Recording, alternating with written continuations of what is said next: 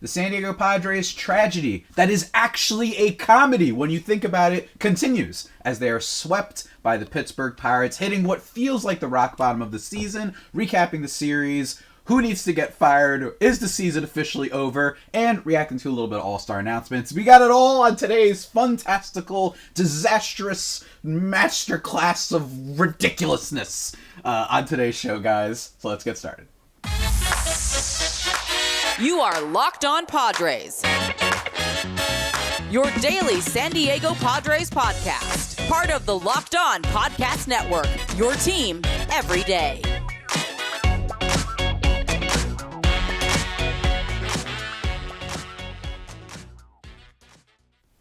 Greetings, ladies and gentlemen, and welcome to another edition of Locked On Padres podcast, which is part of the Locked On Podcast Network, your team every day for Friday, June 30th. As always, I'm your host with sometimes, occasionally, but certainly not always the most, Javier Reyes. You can follow me on Twitter at Javapeno, Javiipeno, or at LO_Padres if you want me live tweeting during the game, as I did yesterday because it was, I was slowly losing my mind. I don't know if people saw over the course of the tweets yesterday. If you want to see me slowly, decay and lose all semblance and attachment to reality, go follow at LO_Padres, or check out the YouTube where you can see Tatis and my lovely Pac-Man fellow, or whatever fit I'm wearing. Nothing special this time, but I always have the hat. And I've had the hat for a while, ladies and gentlemen. I've had the hat for a while. I've had the hat ever since the Padres got swept by the Dodgers, and they followed that up by losing 2 out of 3 games against what was, and still perhaps, the worst team in baseball in the Kansas City Royals. Yes, nearly as bad or almost basically as bad. They're basically the same thing as the Oakland A's. And I've been wearing the hat ever since. And I basically decided I will take it off when the Padres get back to 500. I said when.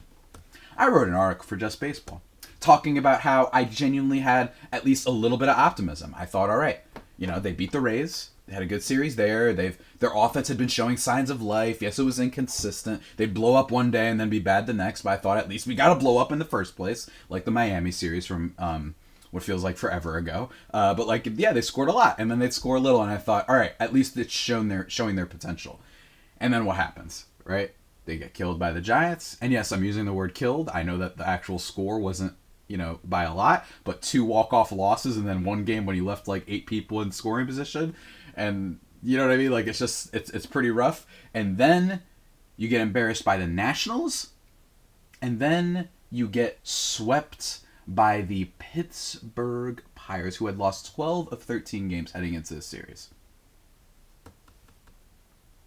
It is a nuclear disaster this season. It's a disgrace. I really think that's the best way to put it. I put it on the show notes over on the side right there. I really think that this is just... I really feel like this is it. I feel like this is rock bottom.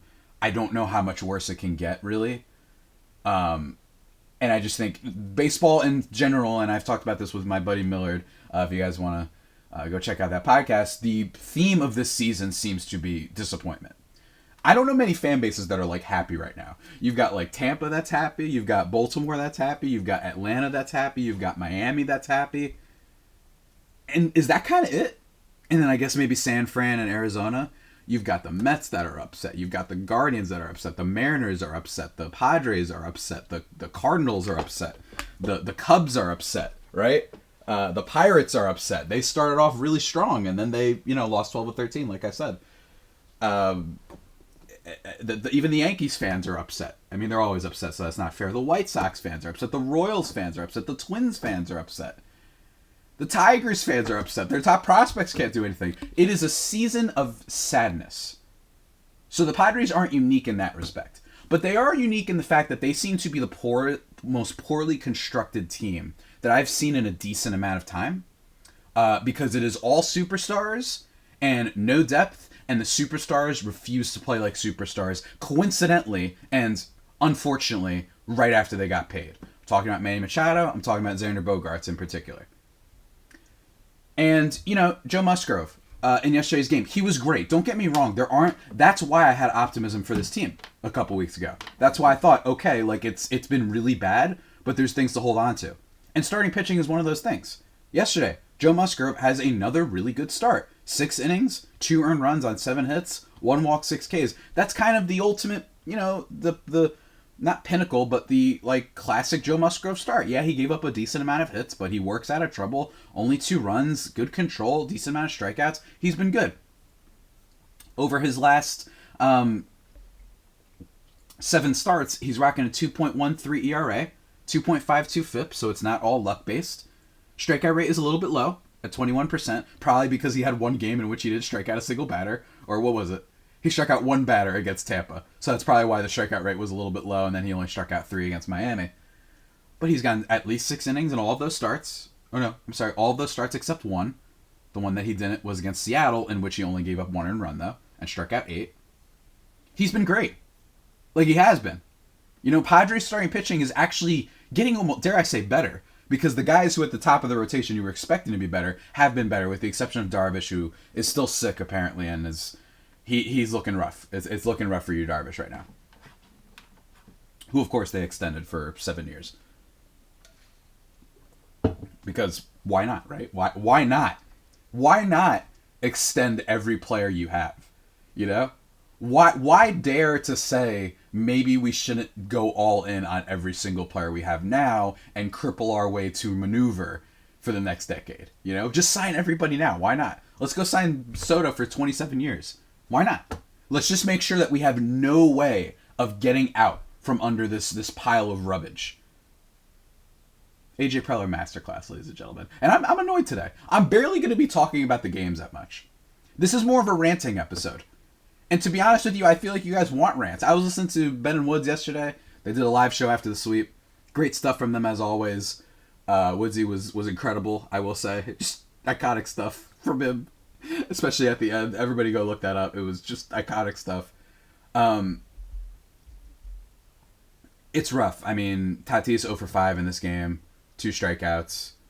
Soto, he gets on base. 2 walks. Yes, the 268 average isn't like the most ideal, but it's fine because he's walking at a 400 on base clip. Xander gets a hit in here and a walk. Cronenworth, it's no good. It's no good, guys. Tim Hill comes into the game, has what feels like his 3rd throwing error in the last 3 appearances he's had. Gives up 2 earned runs, and again, this is just another me being a jerk, but it's not too long ago everyone was yelling at me about why aren't they using Tim Hill for a 3rd inning. It's because Tim Hill isn't the best pitcher in the world. This guy isn't Mariano Rivera in his prime. He was on fire, don't get me wrong. I understand maybe we should have used him in that game, but let's just ease up on acting like Tim Hill is impenetrable.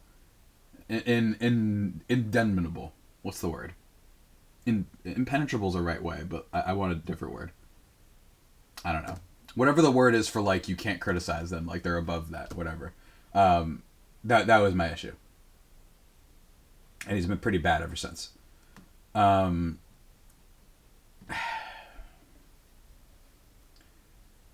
It is so bad. It's so bad. And there's just not really a lot of hope for me anymore. They go and play the Reds this weekend, and the Reds have been on fire. That's a team who seemingly actually knows what it's doing.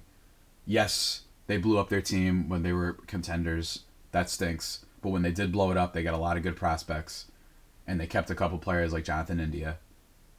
And they've been building around them. Yeah, they don't have any pitching, so that might give Padres fans optimism. But neither did the Pirates, really, outside Mitch Keller. And they got shut down by them. And neither did the Nationals. And they kind of got shut down by them, too. And the Giants' pitching is okay, so I won't be as mad about that. But they get shut down by everybody. So it would not surprise me if Graham Ashcraft, who's rocking an 8 ERA, it feels like over the last few weeks, if he shuts them down over 5 innings tonight. It just won't surprise me. The team has no fight. It has no heart.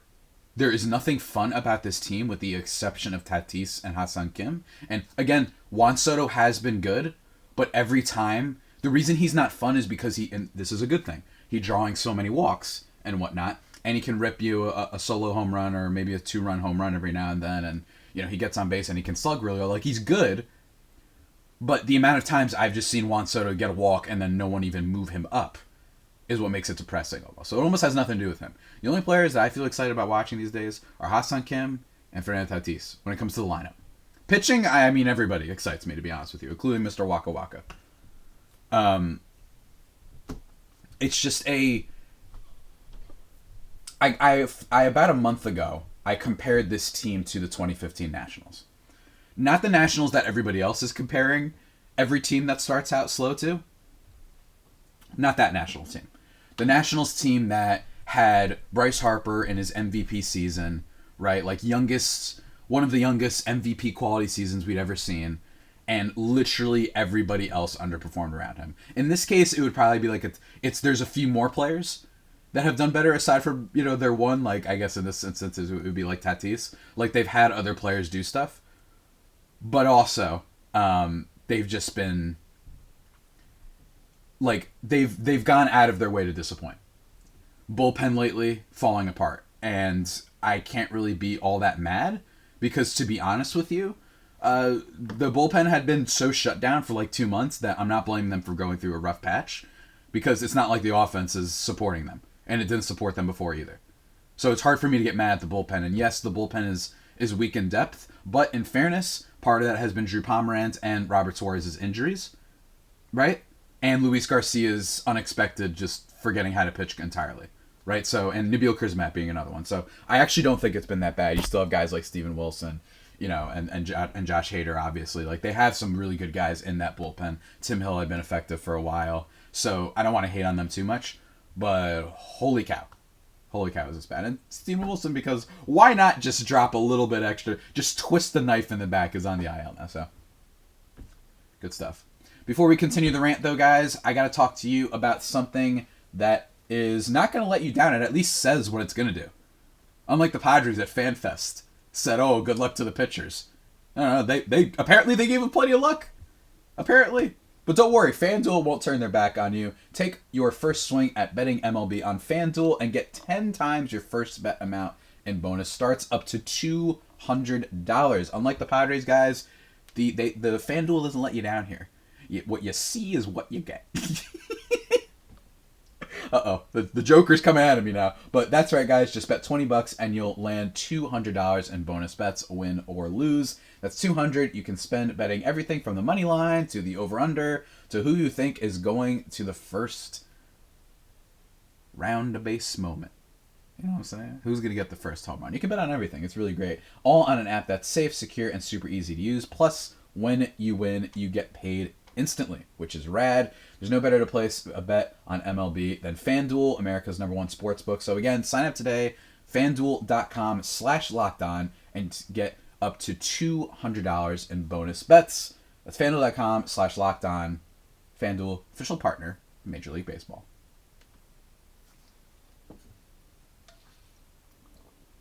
And we're back, everybody, here on the Locked On Padres, Depressed Padres podcast. Free and available on all platforms, of course, as you go. Maybe your first listen every day. You know what I mean? Look, if you're listening to this podcast, it probably sounds like I'm going crazy, and it's true. And it's funny that the Padres lost this game after a bullpen implosion. But it is worth noting that they didn't score before then anyway. Like, they scored the 4 runs. Trent Grisham hits a home run. Ha-Seong Kim hits a solo shot. I mentioned how he's one of the only people I enjoy watching on this team. That's a great point. The Padres, and this is from my buddy Colby Olson, he's been on this show before. The Padres have a 116 WRC plus in innings 1 through 5 this season, which ranks the 5th best in baseball. And then they have an 82 WRC plus, so that's 18% below average, cumulatively, like all of them, the aggregate of all of them together, in innings 6 through 9, which is the 7th worst in baseball. That is only one stat. It doesn't tell you the full story of the team. Again, got to take into account there are plenty of teams that have good offenses that haven't been as good because of bad pitching, blah, blah, blah. But it shows you and supports what everyone says when they said this team has no grit and it does not come back. And I think, please leave a comment in the YouTube or tweet at me if I'm wrong, but I feel like there's someone who said we feel like on the team who said when we're down by 1 run, we feel like it's over. That's the San Diego Padres. They're only going to beat you if they're up by 3. It's the only time they're going to beat you, at least in terms of the whole season. Lately, they can't beat you at all because the bullpen has been blowing up, right? But that really summarizes them. They're atrocious in every single way. I have not watched an uglier team in my life, ladies and gentlemen. Yes, there have been bad A's teams. Yes, there have been bad Blue Jays teams. Yes, there have even been bad Braves teams. Braves teams that blew a 3-1 lead to the Dodgers. Totally true. But I've never seen a team with as much expectations as this one, as much high-profile players as this one, and as much genuine, hope as this one. In Major League Baseball right now, there is a conversation, because of the Oakland A's particularly, about not spending and how much these owners do not give a crap about their fan bases. Because they're billionaires and there's no consequences for anything they do basically in this world at the moment. But they don't care. And here are the Padres coming in, revitalizing a fan base, being in top in attendance, and spending all this money. And now you are going to have so many people cite them and the Mets as why you don't spend that much, which is the most lazy analysis possible. But it's going to happen. And I don't know how to defend against that. I mean, I do. I mean, you bring up, Texas, who's been amazing this year, right? Or, every other World Series winner absent the Royals over the last 15 years, for the most part, right? Yeah, guys, go look up the payrolls every year. Tell me how many teams we've had in the bottom, 25 of payroll, or 22 in payroll, that have won the World Series. Go ahead. Spoiler alert, the Orioles are going to get crushed in the first round. They have no pitching. It's just... they're letting baseball down. They're letting baseball fans down, not just the Padres. That's what it feels like to me. And it feels like it's worse than the 2021 collapse. Because at least the collapse in 2021 was perpetuated by just the overall roster, clearly lacking. And there were questions about that roster before the season. We shouldn't have believed that Eric Hosmer was going to embrace launch angle just because he did it for 35 games in a shortened 2020 season. We shouldn't have expected Will Myers to be the most clutch outfielder in baseball, the way he was in the 2020 season. And I got love for Myers. But all the shirts printing Slam Diego with him on it, don't get me wrong, part of the reason he's on it is because he was part of, the Grand Slam record. But that team was flawed, right? They lose Dinelson Lamet, but they lose Mike Clevenger, right? There was a lot of reasons looking back that we probably should have been hey, this isn't great. I remember being in a fantasy baseball draft where people weren't picking pitchers in the National League West because they're the Padres are going to light them up, you know what I mean? And I was that's not a great way to draft for fantasy. But I remember that. But looking back, we get it. I feel like a lot of us get it. We're actually looking back, especially, and Tatis gets hurt for a lot of the season. Machado had a good season, but not a great one. It kind of makes sense. Don't get me wrong. All they had to do was not be historically bad in the second half, and they would have gotten a playoff spot.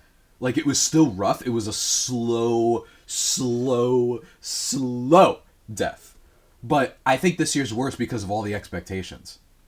It does not make sense for you to have won as many games as you did last year with essentially Manny Machado carrying the offense, and then you get a full year of Soto, a full year of Xander, and you get mostly a full year of Tatis, and you've gotten exponentially worse. There is no fight whatsoever in this team, and it is driving me insane. I am actively looking forward to not watching the team. I do because it's my job. But believe me, I would have been taking a long break by now. And if all of you are out there, if you want to DM me and be hey, I need recommendations for TV shows, for video games, for movies to distract me. I don't want to watch this team. And no, you're not a bad fan if you decide that. This team does not deserve your time right now. That's how bad they are. They do not deserve any of it.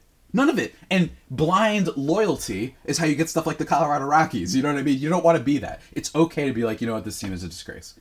Check the scoreboard. That's fine. Watch the game recap in the morning. That's fine. I can't, in good conscience, say that this team's worth watching. It's full of just losing, and there's loser energy throughout. Joe Musgrove, after the game, was heated, and he deserves to be. He's, to me, been a great leader for the team. I think he's been kind of a little bit of the heart and soul of the team, absent Manny, but Manny's not showing up, so, take with that what you will. They lose 7-1 in the second game, and it wasn't Blake Snell's fault. You might be saying, did Blake Snell finally snap? No. 6 innings, 2 earned runs, only 2 walks, 10 Ks.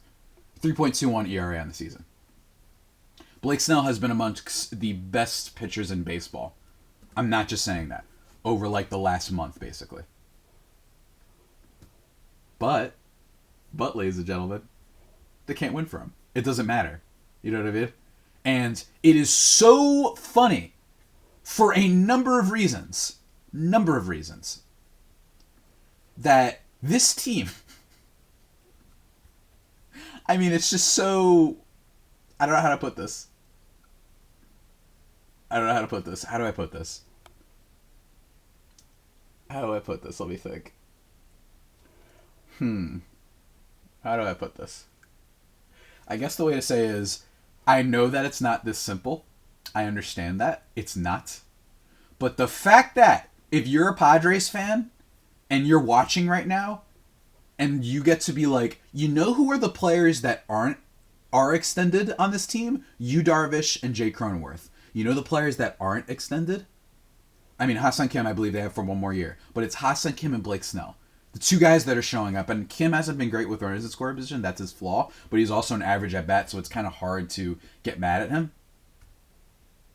Those are the two guys. So instead you extended Cronenworth, who had been showing signs of decay every single year at the plate, while still a good player, and you extend him for 7 years when really he's a super utility guy. And super utility guys aren't the players that I like to extend a whole lot of money, especially after having just traded my entire future and farm for Juan Soto. I feel like that's what I preferably like to work on with my extensions. Just me, though. I could be totally wrong.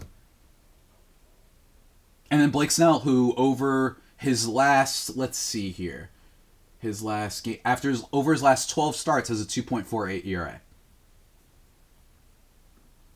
And a 33.7% strikeout rate.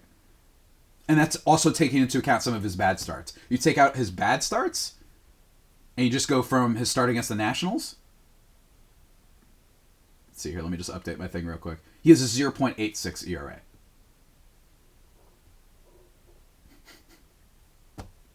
Strikeout rate is obscene, too, at 41%. He has a 41% strikeout rate over the last month, essentially. He's striking out 40% of his hitters, and the Padres don't care. They don't care. They're like, whatever, cool. For a team that wants to extend literally everybody, Blake Snell they never have even discussions about. And in fairness, I actually was like wondering, like, I've said this before, I actually wondered if Snell, like, I was like, oh, maybe this is why they aren't extending him. Maybe they think he's just not, we can't just keep going through this whole routine of stinking at the beginning of the season and expecting it to get better. Well, it did get better. All right. Quick break, everybody.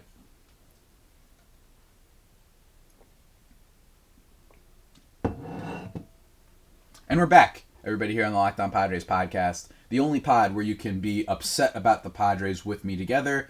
Last game, just really quickly mentioning, Reese Neer in this game, he gets called up because of the Yu Darvish stuff. He stinks. And then Adrian Morejon, who I've basically given up on officially. He had the stuff, he had the talent, four-seam fastball. Spin rates on his fastball were all great heading into the season. Thought he had talent. He gets lit up for 3 earned runs in 1 2/3, and Neer gets lit up for 5 earned runs. Granted, yes, you can look at this and say, well, Darvish wasn't available, but Darvish has also been bad anyway.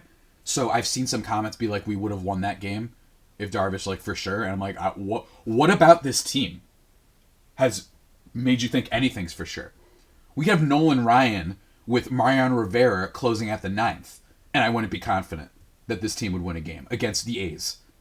I'm dead serious when I say that, too, by the way. I am dead serious when I say that. That's how much loser energy this team has.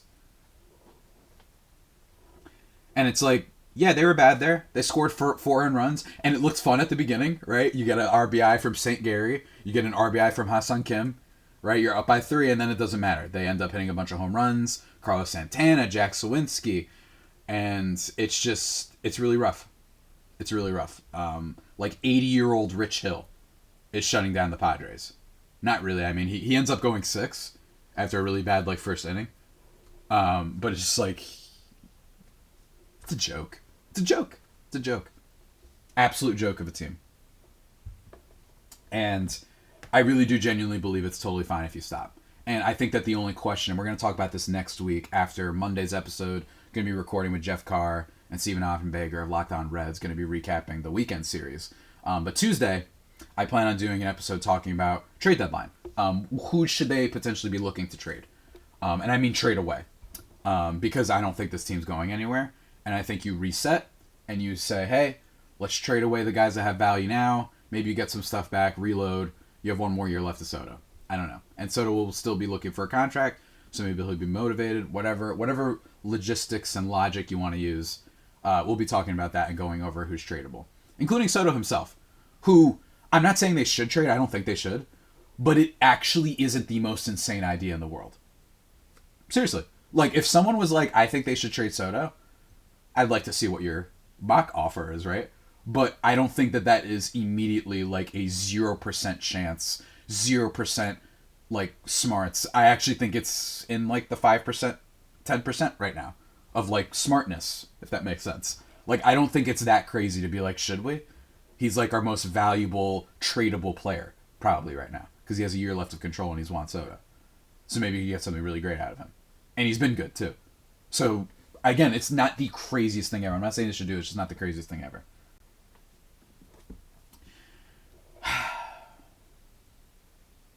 Runners in scoring position. It's just insane. I've seen plenty of teams, not plenty, but a good amount of teams in my day that start off really poor with driving and runs. Usually it balances out. It doesn't continue rolling like it's a snowball and turning into an avalanche. That's what the Padres are. Just absolutely horrid and disgraceful. Just genuinely putting a blemish on the league and the franchise. Seidler spending all of his money. And for what? Guys to just completely underperform on literally every aspect of the game when it comes to offense. And it's an organizational problem. AJ Preller, over his tenure, it's worth noting. Since 2015, this tweet coming my way via Zach Mann on Twitter, at ZachMann1997. 2015. Here's the Padres records kind of at the halfway mark. 2015. 38 and 43, they missed the postseason. 2016, 35 and 46, missed the postseason. 2017, 33 and 48, missed the postseason. 2018, 35 and 46, missed the postseason. You want to just bring up, hey, those first 3 years they had to recoup. Okay, but what was one of the reasons they had to recoup?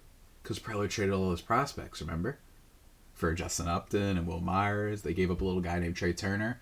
Craig Kimbrell, all those guys. That's part of the reason why they had to reset. Because he traded so quick, so they had to reset again and rebuild again. 2018, 35 and 46, missed the postseason. 2019, saw 42 and 40, missed the postseason. Manny's first year.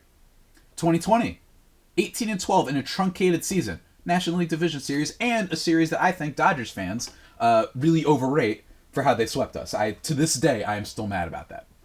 I'm absolutely still mad about that. You should be mad at Dodgers fans for flexing that series win on you. Losing your top 2 starters and you're flexing over the Padres because you beat them. Congrats on not choking for once. It's all you've been doing the past 15 years. You're just Dallas Cowboys, but you have blue and white instead of silver and white and blue, or whatever the heck the primary colors are for the Cowboys. 2021, 48 and 33, missed the postseason. So you were good and you collapsed. Right? 2022, 47-34, great season. NLCS. And then this year at 37 and 44. If you take into account the truncated season of 2020 and how we probably shouldn't have bought that much into that, there's only been one really good season for the Padres, really. Only one. And that was last year.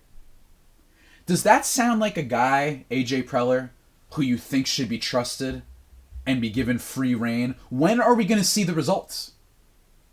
When are we going to see it? At some point, we need a change. That's my view on this. And I don't think everything's Preller's fault. I really don't. Like, Xander Bogaerts is the most consistent bat, absent maybe Mike Trout, because also Xander has stayed infinitely more healthy than Mike Trout, too, especially over the last few years. The most consistent batter, like, in the sport, and comes in as hitting .250 for the Padres. Like, part of me is like, maybe Xander Bogaerts should be put at blame here a little bit. You know what I mean? Just a little bit on him. Don't get me wrong. A lot should be on AJ Preller, because, who are you hiring? Who are the people that are going to help Xander figure out whatever his problems are? Clearly the Padres don't have that. Why is it that they only get worse when they come to this team? That is the question for you guys. Not a single player except for Joe Musgrove and I guess Rougned Odor. No one gets better when they get to this team. So part of me is saying that's when I think it's on organization. It's not only because Eric Hosmer, that was a bad signing. He was bad before then. Right? And he got worse with us, but he was also bad before then. But Xander Bogaerts is a good example, even Soto to a small extent, of no one gets better when they're here. That, to me, is not only players underperforming. Anyway, last thing I want to finish with is the All-Star voting results. I imagine I'm going to talk about this with Miller next week. Yeah, I mean, I will say that the one thing to be excited about if you're just a baseball fan, looking forward to the All-Star game. I think it's going to be fun. I really do. I think it's going to be really fun. And it could be really great for a lot of reasons. You get to watch Ohtani. You get to watch some cool stuff. Home Run Derby should be a lot of fun. But, you know. No Padres made the starting lineup. If you're curious, in the American League, Jonah Heim, Yandy Diaz, Marcus Semien, Corey Seager, Josh Jung, Aaron Judge, Mike Trout, Randy Arozarena, Shohei Ohtani. Randy Arozarena is still the most terrifying at bat right now. Love Randy. He's awesome. Let Randy pose, all that stuff. Love him. I can't wait to watch the American League team. I think it's great. And Aaron Judge probably not going to be starting. So I'm curious to see who his replacement will be. And again, to defend, when someone in your life says it's not only about spending money and spending money is bad or whatever, mention the fact that the Rangers have 4 starters. Hold on. 1, 2, 3. The Rangers have 4 stars in the All-Star team. National League. Sean Murphy at catcher, Freddie Freeman at first base, Luis Arraez at second base of the Marlins, Orlando Arcia. That's right. Xander Bogaerts getting beat out by Orlando Arcia, and deservedly so. From the Atlanta Braves. Nolan Arenado of the Cardinals. I know that's a trigger buzzword name for Padres fans, but he's been better. Sorry, Manny decided to stink it up his first year of signing a $380 bajillion extension. Third base for the St. Louis Cardinals, Nolan Arenado. Ronald Acuna Jr. of the outfield. Corbin Carroll of the outfield. Mookie Betts for outfield. And JD Martinez at DH. You might be wondering, what's it called? I was a little bit surprised, random thing, that Jonah Heim was starting over Adley Rutschman. But Jonah Heim has been great, and they're also like the best team in baseball, so totally get it. It's totally fine. One thing I will say is it's so boring to complain about how a player got robbed for the All-Star game. There's only a certain amount of finite spots, so I think that it's incredibly boring to just be like, hey, this person deserved it. And if you're one of those people who's going to complain that Tatis is in the All-Star game, let's be honest. Is it that bad? Is it that bad that Soto isn't? Soto can't play defense. Corbin Carroll can. Same thing for Mookie. Same thing for... No, not really Acuna. But Acuna is one of the top overall F4 guys. Is it really that bad that none of our guys are starting? Especially if you've actually watched this team and how miserable they've been. What about this team feels like they need to be celebrating the starting lineup? That's my thing. You know what I mean? That's just kind of how I feel overall. Sorry. That's just the fact of the matter. If you're curious, Austin Riley was second and third base voting. If you're curious about outfield, Lourdes Gurriel and Michael Harris all had more of a vote percentage than our guys, which is a little bit surprising. I think that I would have put Tatis over guys like Lourdes Gurriel and Michael Harris, especially because Michael Harris only started getting good recently. But what can I say? What can I say? It's just... it's a disaster. Manny Machado is getting outbeat for All-Star voting by J.D. Davis, and it's totally fine and makes sense. That's where we're at. Oh my god. We are such a disgrace, man. Such a disgrace. So does fourth in outfielder voting. Again, I just think that it's a waste of time to complain about All-Star stuff. I just think finite number of spots, and I am not in the mood to defend anyone on the Padres not getting an All-Star nod. I think Tatis and Soto are certainly deserving, and I think that they will make the team. Actually, I know they'll probably make the team. But in terms of this, I'm not at all upset. And you shouldn't be either. The only thing you could be upset about for All-Star is if Josh Hader didn't make the team, in my opinion. Blake Snell, great one. But in fairness, it was really bad to start the season, so I can understand. But he even might make it himself. It wouldn't surprise me, actually, if he ends up getting a spot, to be honest with you. I don't have the voting on pitching. I don't know exactly how that's going to work, but it wouldn't surprise me. I think Blake Snell has actually earned himself a starting nod. Same thing for Michael Wacha, who I think is actually going to make the team too. So the Padres will have All-Stars, but they'll also have that awful record to be like, wow, I don't feel like celebrating anything about this. You know what I mean? There's nothing fun about this. Da, da, da, da. But maybe, if we're lucky, maybe we get an Ohtani versus Tatis type of moment in the All-Star game. That's something to look forward to, I guess. I don't know. I'm crazy. What do you want from me? I know this was a really jumbled episode, but I feel like it's appropriate given how jumbled the team is. I really do. I just think that this team doesn't deserve any sort of praise, any sort of good faith. I think that they're just awful. I really do. I think it is the most miserable team I've ever watched. I can't think of one that's worse. I've seen miserable teams. I've seen Yankees. The Yankees are always miserable to watch unless they're winning, and even when they're winning, they're miserable.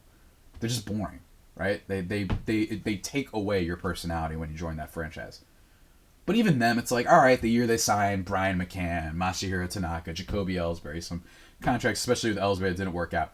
It was expected, though. A lot of people were like, I don't know if this is going to work. Everyone was believing in the Padres because they just made the NLCS. All you had to do was not be 10 times worse than you were last year. All you had to do was not be the worst hitting team with runners in scoring position that we've seen in forever. All you had to do was just play to your baseball card. All you had to do was have a couple of guys in the bottom part of the lineup at least be average. Can't have that either. It's where we're at. It's where we're at.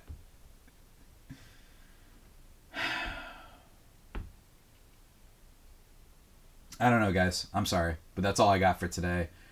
Thank you for listening to the only pod that may be better than the Padres themselves. That's Locked On Padres.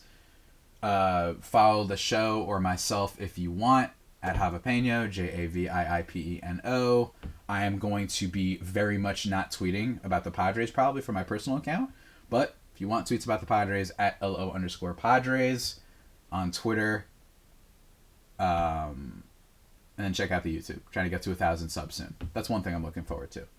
I'm looking more forward to the number of subscribers I have because I like seeing the number go up. It makes my brain happy. It sends me happy chemicals to my brain. I'm more looking forward to that than watching the Padres at this point. I'm dead serious, by the way. I'd rather watch Waking Life by Richard Linklater 3 times in a row. No, that might even be too far. I hate that movie, for those that don't know. I'd rather watch I don't know. Name something bad in your head. I'd rather watch that over the Padres right now. Until next time, stay, I guess, faithful, but definitely stay safe, my Friar Faithful homies. Take care.